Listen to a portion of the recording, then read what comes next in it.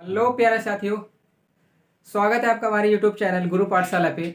और दोस्तों, आशा कि आप लोग लगातार कंसिस्टेंसी के साथ पढ़ाई कर रहे हैं। और दोस्तों, जैसा कि हमने आपसे कहा था कि हमारी सीरीज स्टार्ट हो, चैनल अच्छा लगे तो थोड़ा सा आप लोग सपोर्ट और प्यार बनाए रखें, ठीक है। और थोड़ा लाइक वगैरह कर दिया करिए, ठीक है। उसमें कोई कंजूसी ना किया करिए, ठीक है।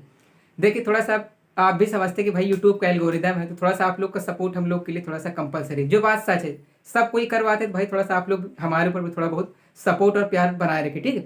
और इस बात की हम गारंटी देते हैं आपको कि यहाँ से जो भी आपके लिए कंटेंट मिलेगा वो एकदम रिलेवेंट मिलेगा और लेटेस्ट ट्रेंड के साथ। इतिहास आपको पढ़ा रहा हूँ, ठीक है। एंशिएंट का मेरा टॉपिक चल रहा है और मैंने कई सारे वीडियोज बना दी है एंशिएंट की, तो आप वहाँ से जाइए प्ले और उस पर क्या करिए, एंशिएंट की मेरी वीडियोज देखिए, ठीक है। अपने कॉन्सेप्ट क्लियर करिए और जो क्वेश्चन आते हैं एंशिएंट हिस्ट्री से या जो टॉपिक्स हैं उन पे आप क्या करिए, अपना कमांड करिए। तो इसके प्रीवियस लेक्चर में हमने आपको बताया था बुद्धिज्म से रिलेटेड यानी बौद्ध धर्म से रिलेटेड, ठीक है। आज का हमारा टॉपिक क्या है, जैनिज्म है यानी जैन धर्म है, ठीक है। देखिए, अब आपको इसको कैसे पढ़ना है, तो सबसे पहले आप थोड़ा सा इंटरलिंकिंग करिए, मतलब बुद्धिज्म में और जैनिज्म में थोड़ा सा कनेक्टिविटी बनाइए, ठीक है। देखिए, दोनों कैसे धर्म थे, नास्तिक धर्म, जैसे मैंने बताया कि जब लोग कर्मकांड से उब चुके थे लेटर वैदिक पीरियड में, लोहे की खोज हो जाती तो उस समय लोग क्या थे, ऊब गए थे। तो उस समय लोगों की नई राह दिखाने के लिए दो नए प्रकार के संप्रदायों को उदय हुआ। जैन धर्म के बारे में बताएंगे कुछ इसके, जैसे कि मैंने आपको बौद्ध धर्म के बारे में बताया था कि थोड़ा सा आप कहानी टाइप में बना के पढ़िए। फिर हम आपको एक कंपेरेटिव स्टडी देंगे कि आप जैनिज्म में और बुद्धिज्म में क्या डिफरेंशिएशन है, आप उसको करिए और एग्जाम में आपके कैसे क्वेश्चन आते हैं वो आपके साथ डिस्कस करेंगे, ठीक है। तो दोस्तों चलिए, टाइम ज़्यादा आपका वेस्ट न करते हुए हम टॉपिक पे आते हैं, ठीक है। चलिए, तो सबसे पहले थोड़ा सा पृष्ठभूमि देखते हैं। देखिए, जैसा कि आप जानते हैं, बुद्ध धर्म और जैन धर्म दोनों राजशाही परिवार से ताल्लुक रखते हैं, ठीक है। वो भी क्षत्रिय और ये भी क्षत्रिय। और जैसे मैंने बताया था आपको, ब्राह्मण वर्सेस क्षत्रिय का जब आंकड़ा चल रहा था तो उसी समय बुद्धिज्म यानी बौद्ध धर्म गौतम बुद्ध जी आए और जैन धर्म यानी महावीर स्वामी आए, ठीक है। देखिए, इनके पास किसी भी प्रकार की कोई कमी नहीं थी, राजशाही परिवार से थे, चाहते तो आराम से जिंदगी अपनी व्यतीत कर सकते थे। मगर उस समय जो सबसे ज्यादा समाज शोषित था वो दलित थे, शूद्र थे और महिलाएं। सुधारने के लिए इन दो धर्मों ने क्या उठाया था, बीड़ा उठाया, ठीक है। तो चलिए बैकग्राउंड देखते हैं। देखिए, महावीर स्वामी का जो जन्म होता है वो कुंडलग्राम यानी वैशाली में, ठीक है। तारीख की बात की जाए तो 540 बीसी में, ठीक है। बचपन का नाम इनके क्या था, वर्धमान। वर्धमान का मतलब ये होता है जिन यानी विजेता, ठीक है, जो अपनी इंद्रियों को क्या कर ले, जीत ले, ठीक है। उसके बाद इनके पिता का नाम क्या था, सिद्धार्थ, ठीक है। और इनका कुल क्या था, तो ये ज्ञात्रिक कुल था। क्या कुल था, कौन सा कुल, ज्ञात्रिक, ठीक। हमने बुद्ध धर्म में आपको बताया था कि वो किस कुल से संबंध रखते थे, शाक्य कुल से। कौन से कुल से, शाक्य। इनके पिताजी का कुल क्या था, ज्ञात्रिक कुल, ठीक है। माता की बात की जाए तो त्रिशला, जो कि चेटक की बहन थी, ठीक है। चेटक नरेश की बहन, माता का नाम क्या था, त्रिशला। इनकी पत्नी का नाम क्या था, यशोदा, ठीक है। पुत्री की बात की जाए तो अनुजा और कहीं कहीं पे आपको मिलेगा प्रियदर्शनी। तो थोड़ा सा दोनों नाम आपको ध्यान में रखना है, प्रियदर्शनी दे या अनुजा दे, बात आपको वही ध्यान में रखना है। अगर गृह त्याग की बात की जाए तो इन्होंने 30 वर्ष की आयु में गृह त्याग दिया था, ठीक है। ज्ञान प्राप्ति इनको कहा हुआ था जाम्भिक ग्राम, किस वृक्ष के नीचे, साल वृक्ष के नीचे। नदी कौन सी थी, रिजुपालिका नदी। अगर हम इसका तुलनात्मक अध्ययन आपको बताएं तो बौद्ध धर्म को किस नदी के किनारे, निरंजना नदी। मगर ये कौन सी नदी है यहाँ पे, जैन धर्म में रिजुपालिका नदी। उसमें वृक्ष कौन सा था, आपका पीपल का वृक्ष था।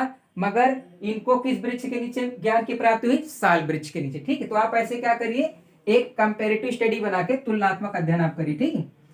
और जब इनको ज्ञान की प्राप्ति हो गई थी तो ये क्या कहलाए, जिन कहलाए। क्या कहलाए, जिन यानी विजेता। विजेता का सेंस यहाँ पे क्या है कि जो अपनी इंद्रियों को क्या कर ले, जीत ले, ठीक है। अपने मन पे आत्म नियंत्रण क्या कर ले, कंट्रोल अपना बना ले, ठीक है। अगर मृत्यु की बात की जाए तो इनकी कहाँ पे हुई है, पावापुरी, ठीक है। और किस वर्ष में, 72 वर्ष की आयु में इनको क्या हुई है, डेथ हुई है। ये 468 बीसी में, ठीक है। देखिए, यहाँ पे जो बीसी है ना, ये थोड़ा उल्टा चलता है, ठीक है। अब जैसे आप देखेंगे कि जन्म आपको थोड़ा सा पहले दिखाएगा, डेथ उनका बाद में दिखाएगा, तो इससे परेशान मत होना। ये जो बीसी डेट है ना, ये क्या चलता है, उल्टा चलता है, ठीक है। अब बात की जाए तो देखिए, जैन धर्म में क्या है कि तीर्थंकरों का कॉन्सेप्ट है। तीर्थंकर का मतलब क्या होता है कि जो संस्थापक थे, ठीक है। संस्थापक को क्या कहते हैं, जैन धर्म में तीर्थंकर बोलते, ठीक है। तो जो तीर्थंकरों की संख्या बताई गई है, कितनी बताई गई जैन धर्म में, टोटल कुल मिलाकर के कितने, 24 तीर्थंकर, ठीक है। और उन्हीं 24 तीर्थंकर में जो सबसे लास्ट के तीर्थंकर थे वो थे कौन? महावीर स्वामी जी। कौन थे? महावीर स्वामी जी। ठीक है, देखिए तो 22वें तीर्थंकर कौन थे? अरिष्टनेमी। ठीक है, 23वें तीर्थंकर कौन थे? पार्श्वनाथ थे। कौन थे? पार्श्वनाथ। इनका जन्म कहाँ हुआ था? काशी यानी वाराणसी में। ठीक है, इनको ज्ञान की प्राप्ति कहाँ हुई थी? सम्मेद पर्वत में। ठीक है, अब देखिए अब जैन धर्म की 4 शिक्षाएं क्या क्या है उसको थोड़ा सा हम लोग देख लेते हैं। पहला सत्य है, अहिंसा है, अस्तेय है, अपरिग्रह है। 5वां महाव्रत इसमें जुड़ा है जो कि हमारा ब्रह्मचर्य। क्या है? ब्रह्मचर्य। पहले 4 थे मगर जैन धर्म में महावीर स्वामी जी ने लास्ट में एक और ऐड कर दिया है जिसका नाम क्या है? ब्रह्मचर्य। ठीक है, और महावीर जो स्वामी जी हैं वो हमारे क्या है? 24वें तीर्थंकर यानी सबसे लास्ट के क्या है? ये तीर्थंकर। देखिए ये क्या है कि जैन धर्म के वास्तविक तीर्थंकर माने जाते हैं, वास्तविक संस्थापक माने जाते हैं। क्यों? क्योंकि इन्हीं के शासनकाल में या ये जब संस्थापक होते हैं जैन धर्म के तो इन्हीं के टाइम पे क्या होता है? जैन धर्म का ज़्यादा क्या होता है? विकास होता है। ठीक है, अब देखिए जैसे कि आप इसको ऐसे समझिए, जैसे कि दिल्ली सल्तनत में कई सारे शासक आते हैं मगर उसमें इल्तुतमिश को वास्तविक संस्थापक क्यों माना जाता है? क्यों? क्योंकि उसने शासन को या उस क्षेत्र को, उस राज्य को, उसके शासन काल में क्या था? वो मजबूत स्थिति में था, सुदृढ़ था। ठीक है, तो जो सबसे ज़्यादा जैन धर्म को या उसकी विकास में जो सबसे ज़्यादा भूमिका निभाई है वो कौन थे? महावीर स्वामी। इसलिए इनके योगदान के कारण इनको जैनिज्म यानी जैन धर्म का वास्तविक संस्थापक माना जाता है। अब देखिए थोड़ा सा आप इसको कंपेरेटिव स्टडी करिए, तुलनात्मक। जैसे कि मैंने आपको बताया नदी आप इसमें क्या कर सकते हैं? अलग कर सकते हैं, ब्रिज अलग कर सकते हैं। ठीक है, गृह त्याग की घटना आप अलग कर सकते हैं। ठीक है, उसके बाद ज्ञान प्राप्ति के बाद ये क्या कहलाएं? जिन कहलाएं। ठीक है, जिन मतलब क्या होता है? विजेता। ठीक, अब देखिए अब जैसे अब आपको एक और फैक्ट्स जान लीजिए, जैसे कि जो बौद्ध धर्म था वो क्या था? अनात्मावादी। क्या था? अनात्मावादी। मगर जैन धर्म क्या था?